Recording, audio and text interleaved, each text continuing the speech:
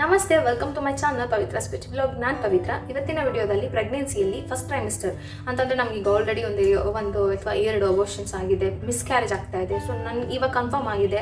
So ನಾನು ಯಾವ ರೀತಿ ನನ್ನ ಒಂದು ಪ್ರಿಕಾಷನ್ಸ್ನ ತಗೋಬೇಕು ಪ್ರೆಗ್ನೆನ್ಸಿಯಲ್ಲಿ, ಈ ಒಂದು ಸಕ್ಸಸ್ಫುಲ್ ಪ್ರೆಗ್ನೆನ್ಸಿಯನ್ನು ನಾನು ನೋಡಬೇಕು ಅಂತ ಇವತ್ತು ಕೆಲವೊಂದು ಟಿಪ್ಸು, ಅಥವಾ ನನಗೂ ಕೂಡ ಎಕ್ಟೋಪಿಕ್ ಅಂತ ಒಂದು ಟ್ಯೂಬನ್ನು ಕೂಡ ರಿಮೂವ್ ಮಾಡಿದರು. ಸೊ ಅದಾದ 1 ಇಯರ್ಗೆ ನಾನು ಕನ್ಫರ್ಮ್ ಆಗಿತ್ತು ಸೊ ಪ್ರೆಗ್ನೆಂಟು. ಅವಾಗ ನಾನು ಯಾವ್ಯಾವೆಲ್ಲ ಪ್ರಿಕಾಷನ್ಸ್ನ ತೊಗೊಂಡಿದ್ದೆ, ಅದೊಂದು ಕೆಲವೊಂದು ಟಿಪ್ಸನ್ನು ಇವತ್ತು ನಿಮ್ಮ ಜೊತೆ ಶೇರ್ ಮಾಡ್ಕೊತಾ ಇದ್ದೀನಿ. ಖಂಡಿತ ಈ ವಿಡಿಯೋ ನಿಮಗೆ ಉಪಯೋಗ ಆಗುತ್ತೆ. ಪ್ರೆಗ್ನೆನ್ಸಿ ಬಗ್ಗೆ ತುಂಬ ವಿಚಾರಗಳು ಎಲ್ಲರಿಗೂ ಕಾಮನ್ ಆಗಿ ಗೊತ್ತಿರುತ್ತೆ, ಬಟ್ ಕೆಲವೊಬ್ಬರಿಗೆ ಸೂಕ್ಷ್ಮವಾಗಿ ಗೊತ್ತಿರೋದಿಲ್ಲ. ಸೊ ನನಗೆ ಗೊತ್ತಿರೋದು, ನಾನು ಫಾಲೋ ಮಾಡಿದ ಕೆಲವೊಂದು ಪ್ರಿಕಾಷನ್ಸ್ನ ನಿಮ್ಮ ಜೊತೆ ಶೇರ್ ಮಾಡ್ಕೊಳ್ಳೋಕ್ಕೆ ಇಷ್ಟಪಡ್ತೀನಿ.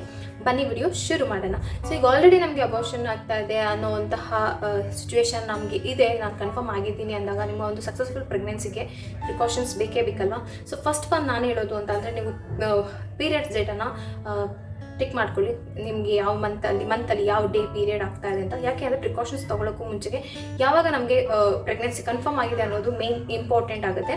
ಸೊ ಇವಾಗ ನಂಗೆ ಪ್ರೆಗ್ನೆನ್ಸಿ ಕನ್ಫರ್ಮ್ ಆಗಿದೆ, ಅಥವಾ ನೆಕ್ಸ್ಟ್ ನನಗೆ 1 ವೀಕಲ್ಲಿ ಅಥವಾ ಒಂದು 3-4 ಡೇಸಲ್ಲಿ ಪೀರಿಯಡ್ ಆಗುವಂತಹ ಇದೆ. ಸೊ ಆ ಒಂದು ಟೈಮಲ್ಲಿ ನೀವು ಒಂದು ಪ್ರಿಕಾಷನ್ಸ್ನ ಅಲ್ಲಿಂದಾನೇ ಶುರು ಮಾಡೋದು ತುಂಬಾ ಒಳ್ಳೆಯದು.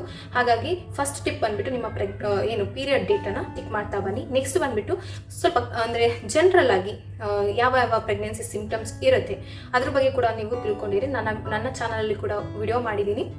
ಪ್ರೆಗ್ನೆನ್ಸಿ ಸಿಂಪ್ಟಮ್ಸ್ ಜನರಲ್ ಆಗಿ ಯಾವೆಲ್ಲ ಸಿಂಪ್ಟಮ್ಸ್ ನಮಗೆ ಕಾಣಿಸುತ್ತೆ, ನಮಗೆ ಗೊತ್ತಾಗುತ್ತೆ. ನಾವು ಹೇಗೆ ಮಿಸ್ ಪೀರಿಯಡ್ ಆಗೋಕ್ಕೂ ಮುಂಚೆಗೆ ನಮ್ಮ ಸಿಂಪ್ಟಮ್ಸಿಂದ ನಾವು ಪ್ರೆಗ್ನೆಂಟ್ ಅಲ್ವಾ ಅಂತ ಗೊತ್ತಾಗಬೇಕು ಅಂತ ಹೇಳ್ಬಿಟ್ಟು ವಿಡಿಯೋ ಮಾಡಿದ್ದೀನಿ. ನೋಡೋಂಗಿದ್ರೆ ಲಿಂಕ್ ಹಾಕಿರ್ತೀನಿ, ನೋಡಿ. ಹಾಗೆ ಅದ್ರ ಬಗ್ಗೆ ಸ್ವಲ್ಪನಾದರೂ ತಿಳುವಳಿಕೆ ಇರಲಿ ನಮಗೆ ಸಿಂಪ್ಟಮ್ಸ್ ಬಗ್ಗೆ. ಯಾಕೆ ಅಂತಂದರೆ ಆ ಸಿಂಪ್ಟಮ್ಸಿಂದನಾದರೂ ನಿಮಗೆ ಗೊತ್ತಾಗುತ್ತೆ ನಾನು ಪ್ರೆಗ್ನೆಂಟ್ ಇದೀನ ಅಲ್ವಾ ಅಂತ. ದೆನ್ ನಿಮಗೆ ಮಿಸ್ ಪೀರಿಯಡ್ ಆಗಿದೆ, ನಿಮಗೆ ಸಿಂಪ್ಟಮ್ಸಿಂದ ಗೊತ್ತಾಗ್ತಾ ಇದೆ ನಾನು ಪ್ರೆಗ್ನೆಂಟ್ ಇರಬಹುದಾ ಅಂತಂದರೆ ಮನೇಲಿ ಚೆಕ್ ಮಾಡಿ ಪಾಸಿಟಿವ್ ಅಂದ ತಕ್ಷಣ ನೀವು ಡಾಕ್ಟರ್ ಹತ್ರ ಹೋಗೋದನ್ನು ಮರಿಬೇಡಿ.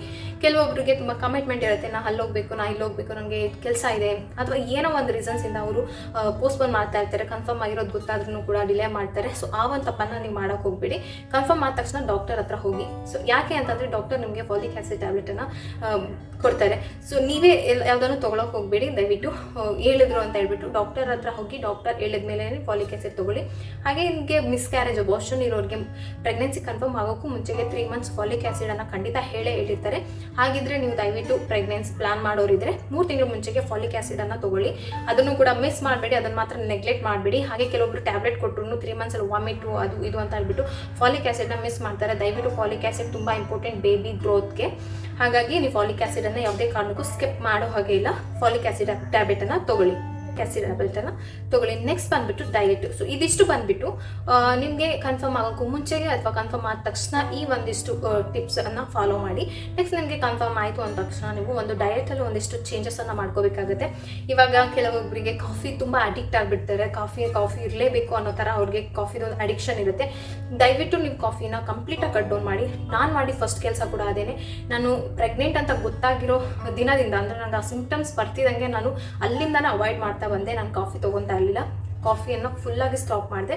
ಇಲ್ಲ ನನಗೆ ಹ್ಯಾಬಿಟ್ ಇದೆ, ನನಗೆ ಕಾಫಿ ಬಿಟ್ಟಿರೋಕ್ಕೆ ಆಗಲ್ಲ ಅಂತ ಅಂದರೆ ಒಂದು ಸ್ಮಾಲ್ ಕಪ್ಪಲ್ಲಿ ನೀವು ಟೀಯನ್ನು ತೊಗೋಬೋದು. 1 ಟೈಮ್ಗಷ್ಟೇ, ಒಂದು ಇಡೀ ದಿನದಲ್ಲಿ 1 ಟೈಮ್ ನೀವು ಒಂದು ಕಪ್ ಟೀಯನ್ನು ಕುಡೀರಿ. ಆಮೇಲೆ ಕೆಲವೊಂದು ಫಿಶಲ್ಲಿ ಮರ್ಕ್ಯೂರಿ ಅನ್ನುವಂತಹ ಅಂಶ ಇರುತ್ತೆ. ಸೊ ಆ ಒಂದು ಫಿಶನ್ನು ನೀವು ಅವಾಯ್ಡ್ ಮಾಡಬೇಕು. ಹಾಗೆ ಔಟ್ಸೈಡ್ ಫುಡ್ಡಲ್ಲಿ ಕಲರು ಮತ್ತು ಎಲ್ಲ ಗೊತ್ತಲ್ಲ, ಟೇಸ್ಟಿಂಗ್ ಪೌಡರ್ ಎಲ್ಲ ಅದು ತುಂಬ ಡೇಂಜರ್. ಬೆಳವಣಿಗೆ ಈಗ ತಾನೇ ತನ್ನ ರಚನೆಯನ್ನು ಶುರು ಮಾಡಿರೋ ಮಗುಗೆ ಅದೆಲ್ಲ ತುಂಬ ಎಫೆಕ್ಟ್ ಆಗುತ್ತೆ. ಸೊ ಔಟ್ಸೈಡ್ ಫುಡ್ಡನ್ನು ಫಸ್ಟ್ ಟ್ರೈಮಿಸ್ಟರಲ್ಲಿ ಅವಾಯ್ಡ್ ಮಾಡಿ. ಇದಾದಮೇಲೆ ನೀವು ತುಂಬ ಲಾಂಗ್ ಟ್ರಾವೆಲ್ ಮಾಡೋದು ಬೇಡ. ನೆಕ್ಸ್ಟ್ ಟಿಪ್ ಅಂತ ಅಂದರೆ ಲಾಂಗ್ ಟ್ರಾವೆಲಿಂಗನ್ನು ಅವಾಯ್ಡ್ ಮಾಡಬೇಕು. ಫಸ್ಟ್ ಟ್ರೈಮಿಸ್ಟರಲ್ಲಿ ತುಂಬ ದೂರ ಎಲ್ಲ ಟ್ರಾವೆಲ್ ಮಾಡೋದು ಅದೆಲ್ಲ ಮಾಡಬಾರ್ದು. ನೀವು ಇಲ್ಲ ನಾನು ಕೆಲ್ಸಕ್ಕೆ ಹೋಗ್ತೀನಿ, ನಂಗೆ ಅನಿವಾರ್ಯ, ನಂಗೆ ಕೆಲಸ ಸ್ಟಾಪ್ ಮಾಡೋಕ್ಕಾಗಲ್ಲ ಅಂತಂದರೆ ಕ್ಯಾಬಲ್ಲಿ ಓಡಾಡ್ಬೋದು. ಡಾಕ್ಟರ್ ಸಜೆಸ್ಟ್ ಮಾಡ್ತಾರೆ 20 to 25 ಕಿಲೋಮೀಟರ್ವರೆಗೂ ಎವ್ರಿ ಡೇ ನೀವು ಟ್ರಾವೆಲ್ ಮಾಡ್ಬೋದು, ಸೇಫ್ ಅಂತ. ಆದ್ರೂ ನೀವು ಆದಷ್ಟು ರೋಡಲ್ಲೆಲ್ಲ ಗೊತ್ತಲ್ಲ, ಹುಷಾರಾಗಿ ಓಡಾಡಬೇಕು.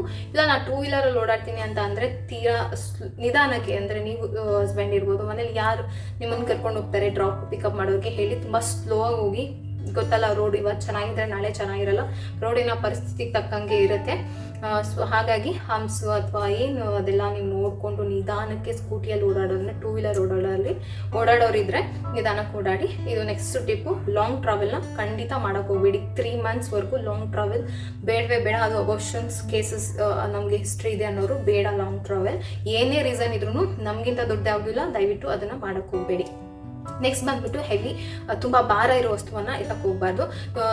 ಕೆಲವೊಬ್ಬರು ಏನಾಗ್ತಾರೆ ಅಂದರೆ ಅವ್ರಿಗೆ ಸಿಂಪ್ಟಮ್ಸ್ ಕಡಿಮೆ ಇರುತ್ತೆ, ಅವ್ರು ಏನು ಮಾಡಿ ತುಂಬ ಆ್ಯಕ್ಟಿವ್ ಆಗಿರ್ತಾರೆ. ತುಂಬ ಆ್ಯಕ್ಟಿವ್ ಇದ್ದಾಗ ಹೆವಿ ಕೆಲಸ ಮಾಡೋಕ್ಕೂ ಕೂಡ ಅವರು ಹಿಂದೆ ಮುಂದೆ ನೋಡೋಲ್ಲ. ಸೊ ಭಾರ ಎತ್ತೋದು, ಕೆಲಸ ಮಾಡೋದು, ರಬ್ಬ ಓಡಾಡೋದು ಎಲ್ಲ ಮಾಡ್ತಿರ್ತಾರೆ. ದಯವಿಟ್ಟು ಅದನ್ನು ಮಾಡೋಕ್ಕೆ ಹೋಗ್ಬೇಡಿ. ಆದಷ್ಟು ನೀವು ಎಷ್ಟು ಕೇರ್ಫುಲ್ ಆಗಿರ್ತೀರೋ ಫಸ್ಟ್ ಟ್ರೈಮಿಸ್ಟರಲ್ಲಿ ನಿಮ್ಮದು ಸಕ್ಸಸ್ಫುಲ್ ಪ್ರೆಗ್ನೆನ್ಸಿ ಅಷ್ಟೇ ಚೆನ್ನಾಗಾಗುತ್ತೆ. ಸೊ ಹೆವಿ ಭಾರನ ಎತ್ತಬಾರ್ದು. ನಮಗೆ ಡಾಕ್ಟರ್ನ ಕೇಳಿದ್ರೆ ಒಂದು ಮಿನಿಮಮ್ 2 to 5 kg ಲಿಫ್ಟ್ ಮಾಡಬಹುದು ಅಂತಾರೆ. 5 kg ಕೂಡ ಜಾಸ್ತಿನೇ, ಒಂದು 2 kg ಕ್ಯಾರಿ ಮಾಡ್ಬೋದು, ಜಾಸ್ತಿ ಬೇಡ ಅಂತ ಹೇಳ್ತಾರೆ. 2 to 5 kg, ಬಟ್ ಆದ್ರೂ ನಿಮ್ಮ ಒಂದು ಇದರಲ್ಲಿ ನೀವಿರಿ. ಕೆಲವೊಬ್ಬರಿಗೆ ಏನಪ್ಪ ಅಂತ ಅಂದರೆ ಅವ್ರಿಗೆ ಎಕ್ಸಸೈಸ್ ಮತ್ತು ಯೋಗ ಮಾಡಿ ಅಭ್ಯಾಸ ಇರುತ್ತೆ. ಸೊ ನಮಗೆ ಬಿಟ್ಟಿರೋಕ್ಕಾಗಲ್ಲ ಅಂತ ಬೇಡ. ಫಸ್ಟ್ ಟ್ರೈಮಿಸ್ಟರಲ್ಲಿ ಯಾವುದೇ ಎಕ್ಸಸೈಸ್ ಯೋಗ ಅವಶ್ಯಕತೆ ಇರೋದಿಲ್ಲ. ಸೊ ತುಂಬ ಚೆನ್ನಾಗಿ ನೀವು ರೆಸ್ಟ್ ಮಾಡಬೇಕಾಗುತ್ತೆ. ಯಾವುದೇ ಎಕ್ಸಸೈಸ್ ಎಲ್ಲ ಬೇಡ, ಸಿಂಪಲ್ ವಾಕ್ ಮಾಡಿದ್ರೆ ಸಾಕು ಅಂತ ಡಾಕ್ಟರ್ ಸಜೆಷನ್. ಸಿಂಪಲ್ ವಾಕ್ ಅಷ್ಟೇ ಸಾಕು ಫಸ್ಟ್ ಟ್ರೈಮಿಸ್ಟರಲ್ಲಿ. ಆಮೇಲೆ ಕೆಲವೊಂದು ಫುಡ್ಡನ್ನು ಅವಾಯ್ಡ್ ಮಾಡಬೇಕು. ಅದು ಕಾಮನ್ ಆಗಿ ಎಲ್ಲರಿಗೂ ಗೊತ್ತಿರುತ್ತೆ. ಈ ನುಗ್ಗೆಕಾಯಿ, ಪೈನಾಪಲ್, ಆಮೇಲೆ ಪಪ್ಪಾಯ. ಹಣ್ಣು ಬೇಡ, ಕಾಯಿನೂ ಬೇಡ. ಹಣ್ಣು ತಿನ್ಬೋದು ಅಂತ ಹೇಳ್ತಾರೆ, ಬಟ್ ಪಪ್ಪಾಯ ಬೇಡ. ಕಾಯಿ ತಿಂದ್ರಂತೂ ಮುಗೀತು. ಸೊ ಆ ರೀತಿ ಕೆಲವೊಂದು ಫುಡ್ಡನ್ನು ತಿನ್ನಬಾರ್ದು. ಜೊತೆಗೆ ಈ ಹೀಟು ಜಾಸ್ತಿ, ಬಾಡಿ ಹೀಟ್ ಮಾಡುತ್ತಲ್ಲ ಅಂಥದ್ದು ಬೇಡ. ಚಿಕನ್ ಆಗಿರ್ಬೋದು, ಇದೆಲ್ಲ ತಿಂದರೆ ಅಬೋರ್ಷನ್ ಆಗೋ ಚಾನ್ಸಸ್ ಜಾಸ್ತಿ ಇರುತ್ತೆ. ಹಾಗೆ ನಿಮಗೆ ತುಂಬ ರೆಸ್ಟ್ ಬೇಕು ಆ ಟೈಮಲ್ಲಿ. ಫಸ್ಟ್ ಟ್ರೈಮಿಸ್ಟರಲ್ಲಿ ತುಂಬ ಆರಾಮಾಗಿ ರೆಸ್ಟ್ ಮಾಡಿ. ರೆಸ್ಟ್ ಅಂತ ಅಂದ್ಬಿಟ್ರೆ ಬರೀ ನಿದ್ದೆ ಮಾಡೋದಲ್ಲ, ಮೆಂಟಲಿ, ಫಿಸಿಕಲಿ ಎರಡು ಥರನೂ ನೀವು ರೆಸ್ಟ್ ಮಾಡಬೇಕಾಗುತ್ತೆ. ಮೆಂಟಲಿ ರೆಸ್ಟ್ ಮಾಡೋದು ಅಂತ ಅಂದರೆ ಸ್ವಲ್ಪ ಕಷ್ಟನೇ. ಯಾಕೆ ಅಂತ ಅಂದರೆ ಫಸ್ಟ್ ಟ್ರೈಮಿಸ್ಟರಲ್ಲಿ ನಮಗೆ ಸಿಕ್ಕಾಪಟ್ಟೆ ಹಾರ್ಮೋನಲ್ ವೇರಿಯೇಷನ್ ಇದೆ, ಕೋಪ ಬರುತ್ತೆ, ಏನೇನೋ ಅನಿಸ್ತಾ ಇರುತ್ತೆ. ಸೊ ಅದನ್ನು ನಾವು ಆದಷ್ಟು ಕಂಟ್ರೋಲ್ ಮಾಡಬೇಕು. ಮನೇಲೂ ಕೂಡ ಅವ್ರಿಗೆ ದಯವಿಟ್ಟು ಅವರ ಸಿಚುವೇಶನ್ನ ಅರ್ಥ ಮಾಡ್ಕೊಳ್ಳಿ. ಅವ್ರ ಕೋಪ ಬಂದಾಗ ನೀವು ಸ್ವಲ್ಪ ಏನಾದರೂ ಸಮಾಧಾನ ಮಾಡೋಕ್ಕೆ ಟ್ರೈ ಮಾಡಿ, ಅಥವಾ ನಿಮ್ಮ ಕಡೆಯಿಂದ ಏನಾದರೂ ಸಾಧ್ಯ ಆದರೆ ಅದನ್ನು ಕಮ್ಮಿ ಮಾಡೋದಕ್ಕೆ ಟ್ರೈ ಮಾಡಿ. ಅವ್ರ ಮೇಲೆ ಮತ್ತೆ ನೀವು ಕೋಪ ಜಾಸ್ತಿ ಮಾಡೋ ಥರ ಮಾಡಬೇಡಿ. ಆ ಒಂದು ಸಿಚುವೇಶನಲ್ಲಿ ಅವ್ರು ಹಂಗೆ ಇರ್ತಾರೆ. ಆ ಹಾರ್ಮೋನಲ್ ಚೇಂಜಸ್ಸಿಂದ ಅವ್ರಿಗೆ ಸಡನ್ನಾಗಿ ಕೋಪ, ಅಳು ಎಲ್ಲ ಬರ್ತಾ ಇರುತ್ತೆ. ಅವ್ರಿಗೆ ಏನೋ ಒಂಥರ ಮೂಡ್ ಸ್ವಿಂಗ್ ಆಗ್ತಾ ಇರುತ್ತೆ. ಫಿಸಿಕಲಿ ಅಂತ ಅಂದರೆ ಅದೇ ಭಾರ ಎತ್ತಬಾರ್ದು. ಆಮೇಲೆ ನೀವು ಮಲ್ಕೊಂಡು ಸಡನ್ನಾಗಿ ಎದ್ದೊಳ್ಳೋದು. ಯಾಕೆ ಅಂದರೆ ಫಸ್ಟ್ ಟ್ರೈಮಿಸ್ಟರಲ್ಲಿ ನಿಮಗೆ ಹೊಟ್ಟೆ ಅಷ್ಟು ಬರೋದಿಲ್ಲ. ಸೊ ಆಗ ನೀವು ಫ್ಲೆಕ್ಸಿಬಲ್ ಆಗಿರ್ತೀರಾ. ಸೆಕೆಂಡ್ ಟ್ರೈಮಿಸ್ಟರಿಂದ ನಿಮಗೆ ಹೊಟ್ಟೆ ಇರೋದ್ರಿಂದ ಸೊ ನೀವು ಸ್ವಲ್ಪ ಆಟೋಮೆಟಿಕ್ಕಾಗಿ ನೀವೇ ಇದು ಮಾಡ್ತೀರಾ. ಫಸ್ಟ್ ಟ್ರೈಮಿಸ್ಟರಲ್ಲಿ ಗೊತ್ತಾಗಲ್ಲ. ಸೊ ಹಾಗಾಗಿ ಈ ರೀತಿಯಾದ ಕೆಲವೊಂದು ಪ್ರಿಕಾಷನ್ಸ್ನ ನೀವು ತೊಗೊಳ್ಳೋದ್ರಿಂದ ತುಂಬ ಇದು. ಆಮೇಲೆ ಯಾವುದೇ ಕಾರಣಕ್ಕೂ ಖಾಲಿ ಹೊಟ್ಟೆಯಲ್ಲಿ ಟ್ರಾವೆಲ್ ಮಾಡೋಕ್ಕೆ ಹೋಗ್ಬೇಡಿ. ಏನಾದರೂ ಫುಡ್ ತಿಂದೇ ನೀವು ಟ್ರಾವೆಲ್ ಮಾಡಬೇಕು, ಓಡಾಡೋಂಗಿದ್ರೆ ಟೂ ವೀಲರಲ್ಲಾಗಲಿ ಕಾರಲ್ಲಾಗಲಿ ಲೈಟ್ ಫುಡ್ ಆದರೂ ತೊಗೊಳ್ಳಿ. ಈಗ ವಾಮಿಟಿಂಗು, ತಲೆ ಸುತ್ತು, ಟಯರ್ಡ್ನೆಸ್, ಊಟ ಸೇರ್ತಾ ಇಲ್ಲ, ನನಗೆ ಟೇಸ್ಟ್ ಇಷ್ಟ ಆಗ್ತಾ ಇಲ್ಲ, ಸ್ಮೆಲ್, ಸೊ ಆ ರೀತಿ ಇರ್ಬೋದು. ಬಟ್ ನಿಮ್ಗೆ ಏನು ಇಷ್ಟ ಆಗುತ್ತೋ ಅದನ್ನೇ, ಏನು ಇಷ್ಟ ನಿಮ್ಗೆ ಅನ್ಸುತ್ತೋ ಅದನ್ನೇ ತಿನ್ನಿ. ನನಗೆ ಬರೀ ಮೊಸರನ್ನ ಅಷ್ಟೇ ತಿಂದಿದ್ದೀನಿ ಫಸ್ಟ್ ಟ್ರೈಮಿಸ್ಟರಲ್ಲಿ. ಬೇರೆ ಏನು ಇಷ್ಟ ಆಗ್ತಾನೂ ಇರಲಿಲ್ಲ ತಿನ್ನೋದಕ್ಕೆ. ಸೊ ಈ ರೀತಿ ನಿಮ್ಗೆ ಏನಾಗುತ್ತೋ ಒಟ್ಟಿನಲ್ಲಿ ಖಾಲಿ ಹೊಟ್ಟೆಲಿ ಇರೋಕ್ಕೆ ಹೋಗಬೇಡಿ. ಇದೊಂದಿಷ್ಟು ನನಗೆ ಗೊತ್ತಿರೋ ಅಷ್ಟು ಟಿಪ್ಸನ್ನು ನಿಮ್ಮ ಜೊತೆ ಶೇರ್ ಮಾಡ್ಕೊಂಡಿದ್ದೀನಿ. ಹಾಗೆ ಇನ್ನೊಂದು ಫೈನಲಲ್ಲಿ ಒಂದು ಮಾತು ಹೇಳ್ತೀನಿ. ಸೊ ಸಿಂಗಲ್ ಇರ್ತಾರೆ ಹಸ್ಬೆಂಡ್, ವೈಫ್, ಮಗು. ಸೊ ನನ್ನ ಥರ ಫ್ಯಾಮಿಲಿ. ಸೊ ಈ ರೀತಿ ಇದ್ದಾಗ ನಾನು ರೆಸ್ಟ್ ಮಾಡ್ತೀನಿ, ಬಟ್ ನನ್ನ ಕೇರ್ ಮಾಡೋಕ್ಕೆ ಯಾರೂ ಇರೋದಿಲ್ಲ. ಹಸ್ಬೆಂಡ್ ಪ್ಲೀಸ್ ಹೆಲ್ಪ್ ಮಾಡಬೇಕಾಗತ್ತೆ ಮನೇಲಿ. ನೀವು ಬಿಟ್ಟರೆ ಬೇರೆ ಯಾರು ಇರಲ್ಲ. ಸೊ ನಿಮ್ಮ ಹೆಲ್ಪ್ ತುಂಬಾ ಇಂಪಾರ್ಟೆಂಟ್ ಆ ಟೈಮಲ್ಲಿ. ಅವ್ರಿಗೆ ಕೋಪ ಬಂದಾಗ ಸಮಾಧಾನ ಮಾಡೋದಿರ್ಬೋದು, ವಾಮಿಟ್ ಆದಾಗ ಅವ್ರಿಗೆ ಕೇರ್ ಮಾಡೋದಿರ್ಬೋದು ಮಾಡಿ.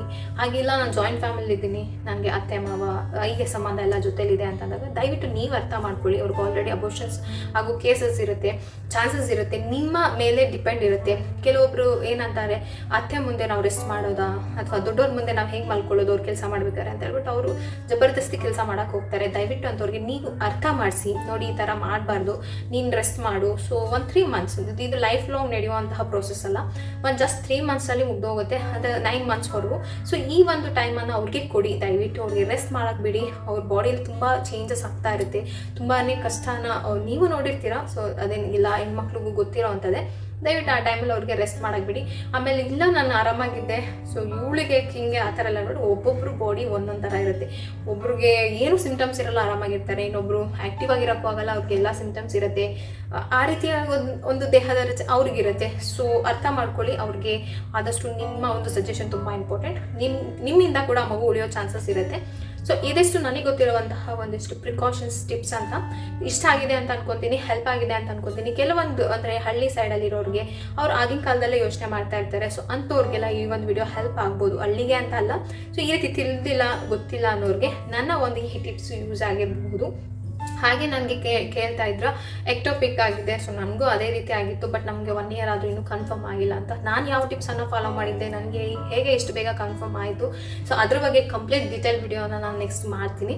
ಸೊ ಅಲ್ಲಿವರೆಗೂ ನನ್ನ ಚಾನಲ್ನ ನೋಡ್ತಾ ಇರಿ, ವಿಡಿಯೋನ ಫಾಲೋ ಮಾಡ್ತಾ ಇರಿ ಅಂತ ಹೇಳ್ತೀನಿ. ಸೊ ಈ ವಿಡಿಯೋ ನಿಮಗೆ ಯೂಸ್ ಆಗಿದೆ, ಹೆಲ್ಪ್ ಆಗಿದೆ ಅಂತಂದರೆ ದಯವಿಟ್ಟು ಇದು ಯೂಸ್ ಆಗೋವಂಥವ್ರಿಗೆ ಶೇರ್ ಮಾಡಿ. ಇಷ್ಟೇ ಎಲ್ಲ ಹೇಳಿದ್ದೀನಿ ಅಂತ ಅನ್ಕೊತೀನಿ. ಇದಿಷ್ಟನ್ನು ನಾನು ಕೂಡ ಫಾಲೋ ಮಾಡಿದ್ದು. ನಾನು 5 ಮಂತ್ಸ್ವರೆಗೂ ಆಲ್ಮೋಸ್ಟ್ 5 ಮಂತ್ಸ್ವರೆಗೂ ಫಾಲೋ ಮಾಡಿದ್ದೀನಿ. 5 ಮಂತ್ಸ್ವರೆಗೂ ನೀವು ಫಾಲೋ ಮಾಡಿ. 5 ಮಂತ್ಸ್ ಮೇಲೆ ನಿಮ್ಮ ಮಗುದು ಗ್ರೋತ್ ಆಲ್ಮೋಸ್ಟ್ ಬೆಳೆದಿರುತ್ತೆ. ಸೊ ಅಲ್ಲಿಂದ ನಿಮ್ಗೇನು ತೊಂದರೆ ಜಾಸ್ತಿ ಚಾನ್ಸಸ್ ಇಲ್ಲ, ತೀರಾ ಕಡಿಮೆ. ಬಟ್ ಫಸ್ಟ್ ಟ್ರೈಮಿಸ್ಟರ್ ತೀರಾ ಜಾಸ್ತಿ ಚಾನ್ಸಸ್ ಇರೋದ್ರಿಂದ ಹೇಳ್ತಾ ಇದ್ದೀನಿ. ಸೊ ಈ ವಿಡಿಯೋ ಉಪಯೋಗ ಆಗಿದೆ ಅಂತ ಅನ್ಕೊತೀನಿ. ವಿಡಿಯೋ ಇಷ್ಟ ಆದರೆ ಲೈಕ್ ಮಾಡಿ, ಸೊ ಚಾನಲ್ನ ಸಬ್ಸ್ಕ್ರೈಬ್ ಮಾಡ್ಕೊಳ್ಳಿ. ಮತ್ತೊಂದು ವಿಡಿಯೋದಲ್ಲಿ ಮತ್ತೆ ಸಿಗ್ತೀನಿ. ಅಲ್ಲಿವರೆಗೂ ಟೇಕ್ ಕೇರ್, ಬಾಯ್.